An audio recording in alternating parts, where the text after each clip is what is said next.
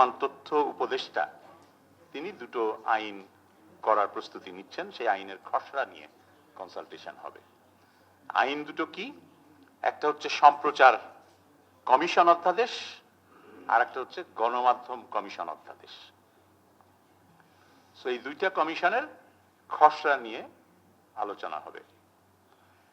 আমি এইখানে আমার কথাটা জানিয়ে রাখি, এইটা যদি জোড়াতালি দিয়ে কিছু করা হয় তাহলে সেটা ভয়াবহ বিপদ ডেকে আনতে পারে ভবিষ্যতে। এই জিনিসটা আমাদের প্রত্যেকেরই স্মরণে রাখা দরকার, বিবেচনায় রাখা দরকার এবং সেটা নিয়ে কথা বলা দরকার। সরকারের তরফ থেকে উদ্যোগ নেওয়া হয়েছে, দুটো অধ্যাদেশ তাড়াহুড়ো করে করা হচ্ছে। একটা হচ্ছে সম্প্রচার কমিশন করা, আর একটা হচ্ছে গণমাধ্যম কমিশন করা। কিন্তু বিটিআরসিও থাকছে, প্রেস কাউন্সিলও থাকছে। সুতরাং এখানে একটা জগা খিচুড়ি, নতুন একটা সংকট তৈরির আশঙ্কা আমি দেখছি। আমি আমার আশঙ্কার কথা আগাম জানিয়ে রাখলাম। সাংবাদিকরা যদি আর্থিকভাবে স্বাবলম্বী না হতে পারেন, অন্যের উপরে নির্ভরশীল, অন্যের দয়া দাক্ষিণ্যের উপর নির্ভরশীল হয়ে থাকতে হয়, তাহলে সাংবাদিক স্বাধীনভাবে কাজ করবেন না, স্বাধীনতা ওইখানেই আপোষ করে জলাঞ্জলি দিয়ে আসবেন। তো এখন এই যে সরকারি কর্মকর্তাদের জন্য নতুন পে কমিশন গঠন করেছেন, আজকে একজন উপদেষ্টা বলেছেন যে না, এই সরকার এই সুপারিশগুলো বাস্তবায়ন করবে না, এটা রেখে যাবে পরের সরকারের জন্য। তো পরের সরকারের জন্য আপনারা এই কাজটা কেন করে রেখে যাচ্ছেন? পরের সরকার এসে কি সহজে এটা নাকচ করে ফেলতে পারবে? আপনি তো তার ঘাড়ে একটা বাধ্যবাধকতা চাপিয়ে দিয়ে গেলেন।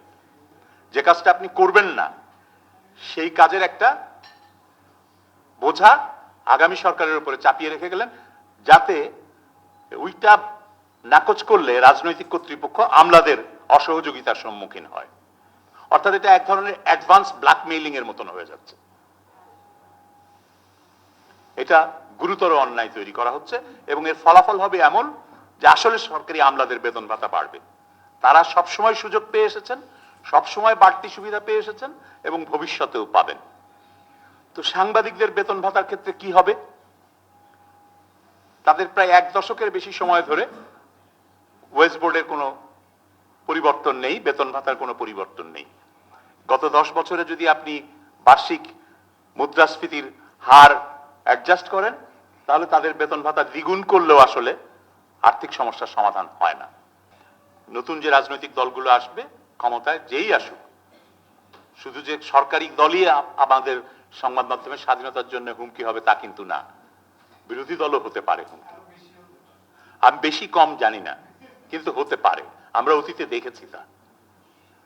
তো সরকারি দল, বিরোধী দল, যে কোনো দল, রাজনৈতিক অরাজনৈতিক যে কোনো গোষ্ঠী, বাণিজ্যিক অবাণিজ্যিক দুর্বৃত্ত গোষ্ঠী, প্রত্যেকের কাছ থেকেই গণমাধ্যম হুমকির মুখে এবং সাংবাদিকতার স্বাধীনতা হুমকির মুখে।